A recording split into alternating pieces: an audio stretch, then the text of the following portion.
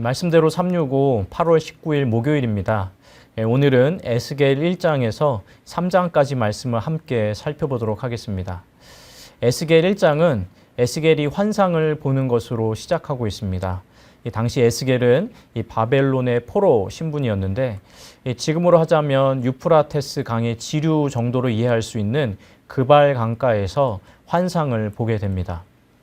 1장은 에스겔이 본 환상의 내용이 상세히 기록되고 있는데 에스겔이 본 환상은 이 네 생물의 수종을 받으시는 가운데 궁창 위에 이 보좌에 장엄하고도 이 찬란한 형상으로 나타나신 하나님의 영광에 대한 것이었습니다. 조금 더 자세하게 환상의 내용을 말씀드리자면 먼저 나오는 네 생물은 북쪽에서부터 오는 폭풍과 큰 구름 가운데 매우 빛나는 모습으로 기본적으로는 모두 사람의 형상을 하고 있었고 그 얼굴은 각각 사람, 사자, 소, 독수리의 모양의 형상을 하고 있었습니다. 또 이어서 에스겔은 이 바퀴의 환상을 보게 되는데 이 바퀴들 가운데에는 이 생물들의 영이 있어서 생물들이 하나님의 영에 따라 움직이면 바퀴들도 그에 따라 움직였다라고 환상의 내용이 기록된 것을 볼 수 있습니다. 그리고 1장 마지막 부분에는 이러한 네 바퀴의 환상 뒤에 네 생물들의 머리 위로 보기에 두려울 정도의 신비로운 수정 같은 궁창이 펼쳐져 있고 그 아래에는 이 네 생물의 웅장한 소리를 내면서 운행하고 있었는데 에스겔은 이 궁창 위 보좌에 앉으신 이 찬란한 하나님의 영광이 비춰지는 것을 목도하는 것으로 1장의 내용이 끝나고 있습니다. 이어지는 2장과 3장은 에스겔이 소명을 받는 내용으로 2장과 3장은 내용상으로 연결된다고 할 수 있습니다. 하나님께서는 에스겔에게 하나님을 배반해서 이 패역한 선민 이스라엘에게 에스겔을 보내시면서 말씀하시기를 이 패역한 이스라엘 자손들이 듣든지 또는 듣지 않든지 곧 이스라엘 자손들의 반응에 개의치 말고 하나님의 말씀을 전하여 이 그들 가운데 하나님 보내신 선지자가 있음을 알게 하라고 거듭해서 말씀하십니다.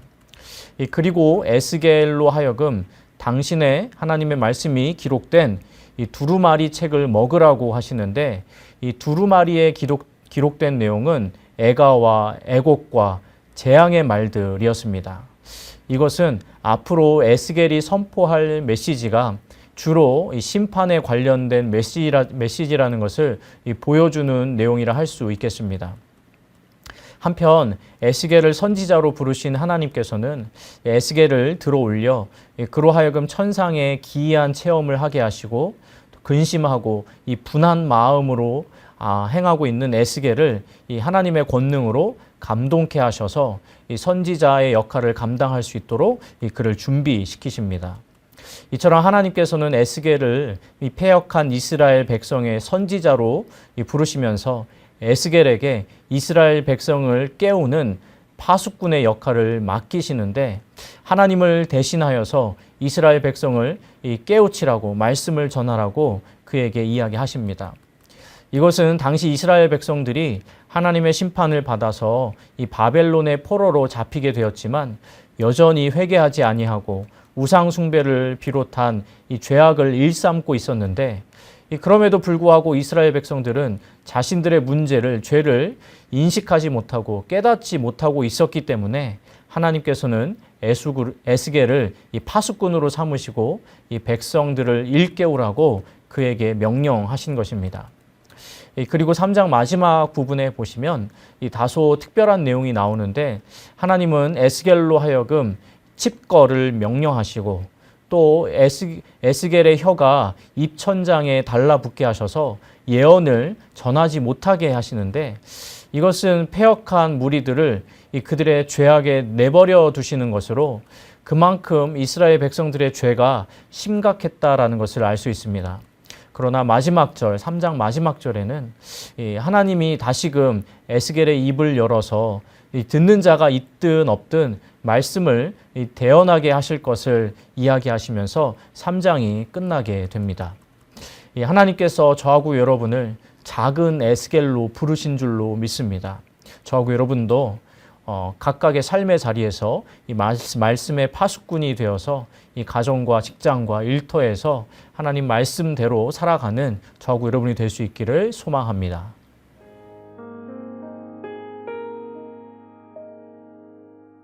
8월 19일 목요일이 되었습니다.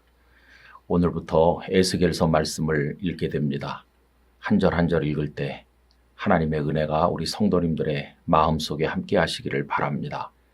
오늘은 에스겔 1장 3절 말씀을 읽겠습니다. 갈대아 땅 그발 강가에서 여호와의 말씀이 부시의 아들 제사장 나 에스겔에게 특별히 임하고 여호와의 권능이 내 위에 있으니라. 아멘. 1장부터 3장까지는 에스겔 선지자가 소명을 받는 장면을 보여줍니다. 에스겔 선지자는 예레미야 선지자와 대조되죠. 예레미야 선지자께서는 예루살렘에 살면서 그 유다 왕국이 무너지는 현장을 보면서 말씀을 전한 반면에 에스겔 선지자는 주전 597년 여호야긴 왕이 포로로 끌려갈 때 함께 바벨론으로 끌려간 분입니다. 그래서 바벨론에 있는 포로들 사이에 살면서 거기서 말씀을 전했습니다. 우리의 위대한 선배들께서는 하나님께서 예루살렘에 있게 하든지 아니면 바벨론으로 가게 하든지 하나님께서 정해주신 자리에서 소명을 다하고 충성했던 것을 보게 됩니다. 우리들도 하나님 주신 자리에서 사명을 완수하기를 원합니다. 그런데 그 에스겔 선지자의 예언은 크게 두 부분으로 나눠질 수 있습니다. 하나는 시드기야 왕과 남은 유다 백성들이 아직도 예루살렘에서 나라의 명맥을 유지하고 있을 때 주신 말씀인데 그 예루살렘의 죄악과 멸망을 예고하시는 말씀이 그 내용이 됩니다. 그런가 하면 시드기야 왕 11년에 예루살렘이 완전히 무너지고 바벨론에게 유다가 점령당해서 그 나라가 멸망한 그 이후에는 오히려 하나님의 백성들이 포로에서 돌아오고 귀환하여서 영광스러운 예루살렘을 재건할 것을 보여주는 비전의 말씀이 선포되고 있습니다. 그 중에서 오늘 읽은 1장 3절은 에스겔이 선지자로 부름받은 이야기를 말씀하지요. 다시 한번 읽어보면 30째 해 넷째 달 초닷새에 내가 그발강가 사로잡힌 자 중에 있을 때에 라고 했죠. 여러분 아마도 이것은 에스겔 선지자가 나이가 30세 되었을 때 부름받았다는 뜻으로 이해가 됩니다. 그리고 그발강가 포로들이 모여 살던 바벨론의 지역인데 거기 있을 때 하늘이 열리며 하나님의 모습이 내게 보이니 라고 하였습니다. 여러분 정말 놀라운 말씀이죠. 오늘 이 말씀을 통해서 우리에게 여러 가지 위로가 임합니다. 우선 첫째는 하나님께서는 안 계신 곳이 없으시다는 거예요. 하나님께서는 예루살렘에 또 성전에만 계신 게 아니라 포로가 돼서 끌려간 그 바벨론 땅에 거기도 계시다는 거예요.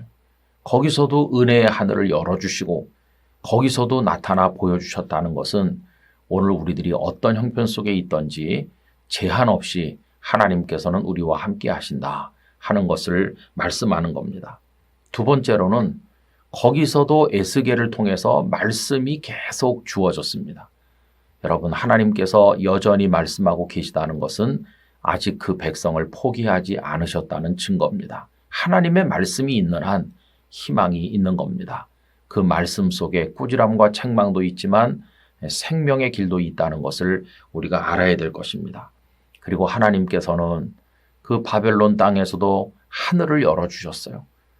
하나님의 은혜의 하늘이 열린 것입니다. 그러면서 권능으로 그에게 말씀이 임했습니다.